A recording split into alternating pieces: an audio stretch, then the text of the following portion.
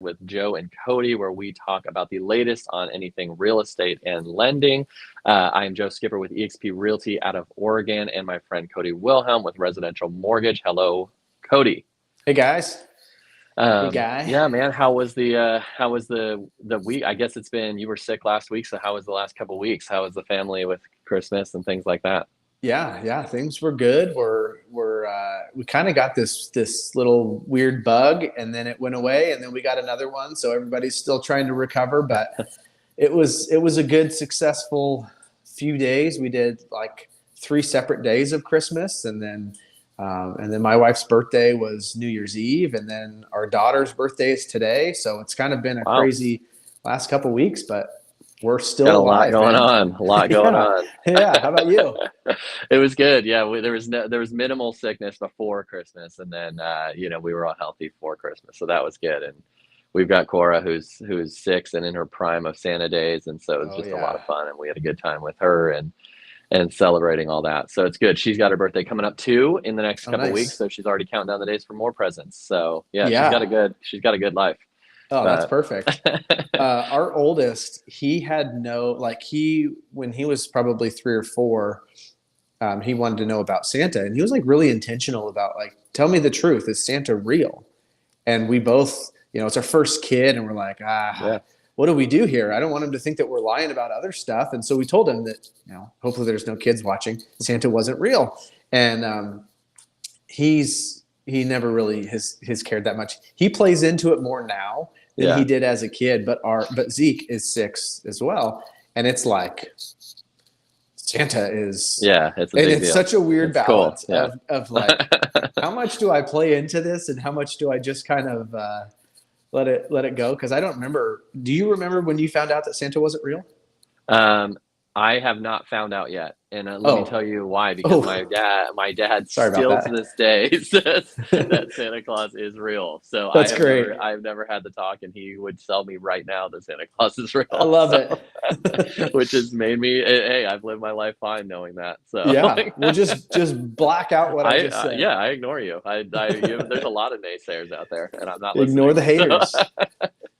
Well, hey man, there's a couple things that like have been a couple questions that have been asked, and I know that going into the new year, you wanted to chat about a pretty big topic, especially if you're self-employed and looking to get into the housing market or anything like that.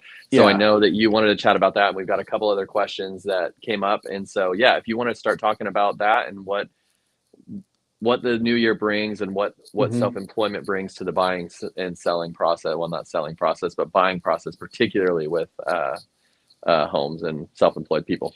Yeah. So it's something that comes up all the time.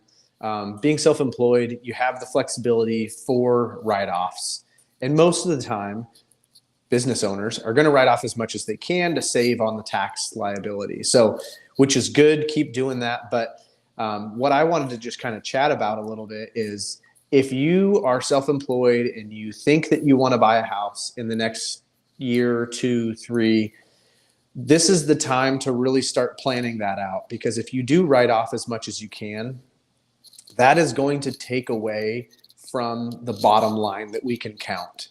Because when we're pre-approving someone, when we're doing the financing for somebody that is self-employed, we start with the bottom line after write-offs. So if you make $150,000, say you made $150,000 last year, and you have $70,000 worth of expenses, and you write all that off, we might only be able to count your income as, say, $70,000 a year. And then there's a couple different adjustments that get made. Some write-offs, some deductions can actually count as income, and some take away from your income. So the biggest thing is, if you have a CPA, if you have an accountant, let them know that you are planning on buying a house in the next year or two, so that they can help structure your taxes in that way. Because as a CPA, their job is to bring you the best tax benefit, right? Write off as much as we can, and use all those rules to your advantage. So if they know that you're planning on buying a home, then working with your loan officer, trying to figure out, what do you need, what do things look like, what can we work with, to really plan ahead, rather than getting into it and then finding out, oh man, my income's way lower than it needs to be. Um, you can always amend your taxes, but it's a lot easier to just plan for it ahead of time. And then that way your accountant, like I said, they understand where you're coming from, what you're doing, and they might be able to help with changing the write-offs, putting different things in different spots to where it's not going to hurt you. But I figured it's a good time to talk about it. Beginning of the year, most people start planning, gathering all their documents to start getting things ready to get their taxes filed in the next couple weeks, couple months. So if you can plan ahead, it's going to save you a lot of headache in the future. And it's not going to be that surprise tax bill too, that, hey, we need to amend our taxes because we're going to change some things up. And now we have $10,000 in taxes that we weren't planning on paying, and now they're here. And then, then if it's a tax payment plan or there's past due amount, we have to factor that into the loan. So it just makes sense. As much as it's a little bit more work up front, it's going to save you a ton in the end, and it's going to make the process a lot smoother. So Yeah, if you're planning on it, definitely communicate that with whoever's doing your books. And if you do your own books, talk to a loan officer, get things started with that first so that you can do them legally, but also in a way that is going to benefit you and not hurt you. Yeah, it was interesting you say that because I was new to, jumping into this line of work. You don't think about those things until you need them. You're like, Yeah. oh, I do, those things, all those write-offs that benefit you in tax purposes don't benefit you necessarily in the house purchasing process or what you can Yeah. qualify for. Is there no other way to get around that, or is it literally? I know you were saying that there's some things that a lender can use for income, Mm-hmm. even though it can be deducted. But is every lender the same, or are there lenders out there besides, I guess, hard money lenders? Are there other lenders out there that, can work with a self-employment, or is it kind of more or less generally the same?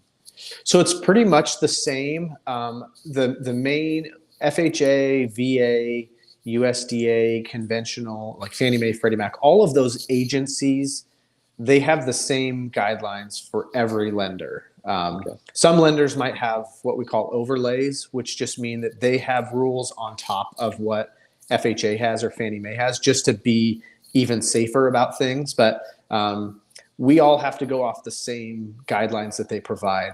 We do have access to lenders that we call non-QM lenders, which are non-agency. They make their own loans. They have their own risk tolerance.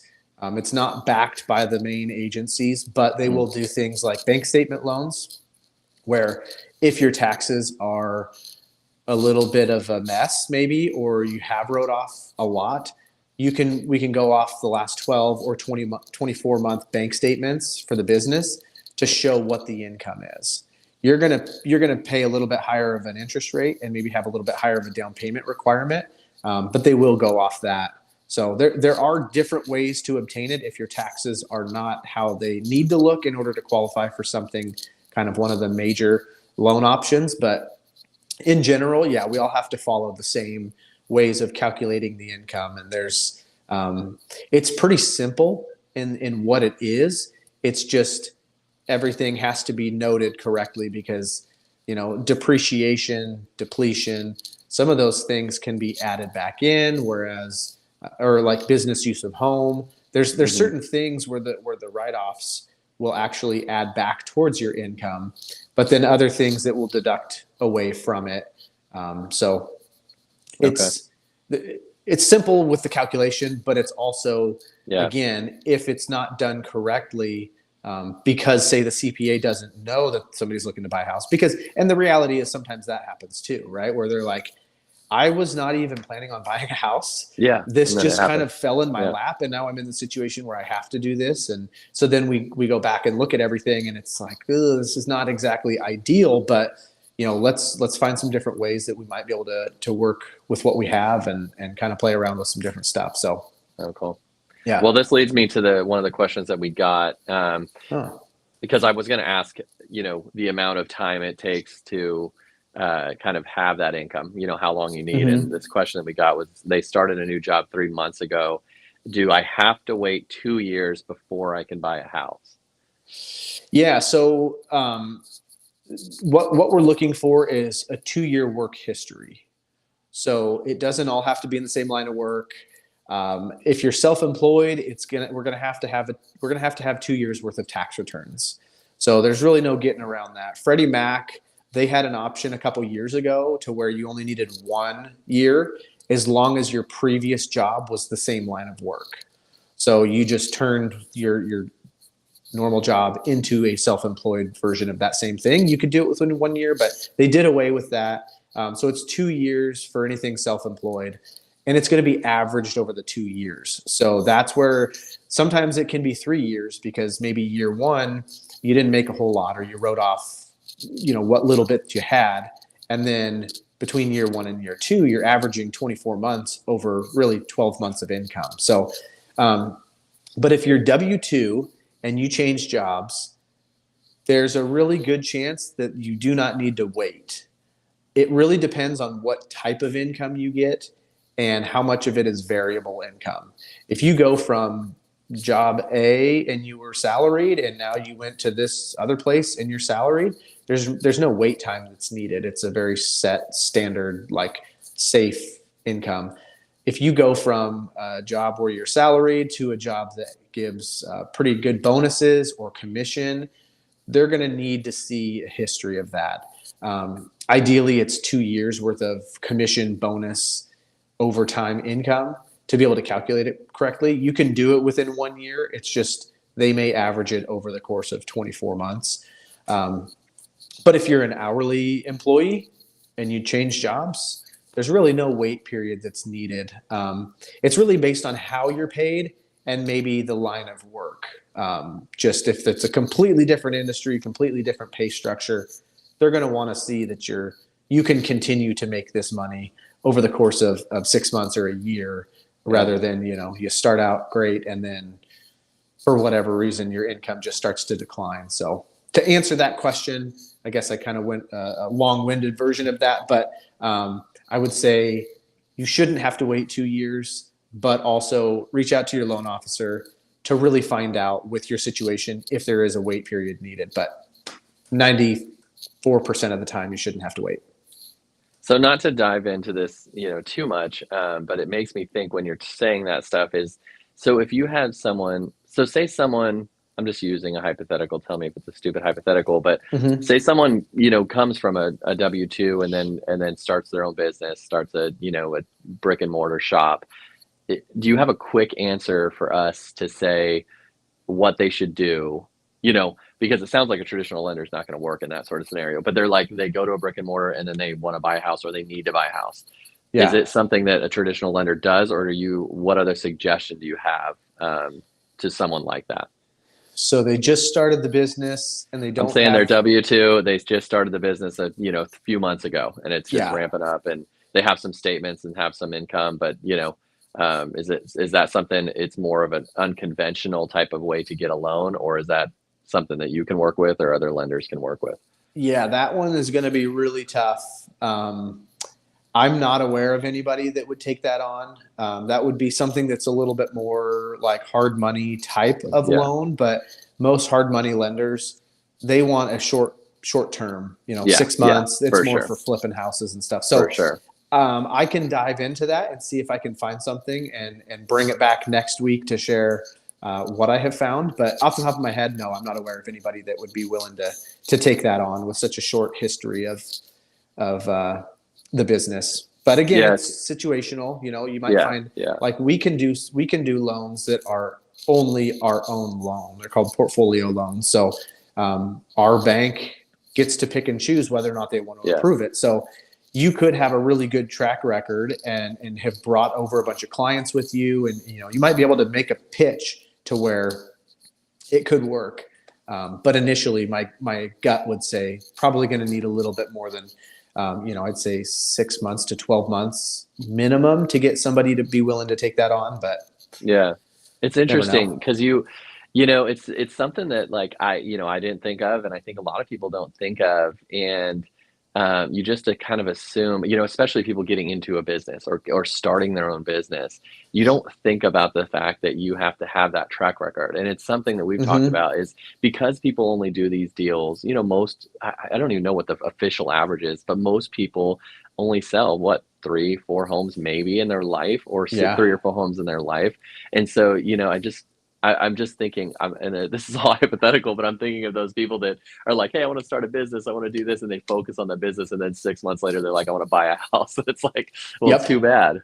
Obviously, there's other options depending on who they are, but in what they got going on. But it's just an interesting Yeah. thought that I'm just thinking out loud on is like how kind of deflating that could be, like It is. to not be prepared and just assume that, yeah, I could buy a house because hey, my new business is making me a ton of money over these Hmm. first few months, and it's like, well, too bad, like, Yeah. And it's so yeah, it's it's kind of unfortunate too, because a lot of times we can see, well, we can always see what the incoming money is for the yeah, business. And I think that's what's really hard for people that are looking to buy, and maybe they can't qualify for what they want because of the way that their taxes are structured. Is they're going, I make $150,000 a year.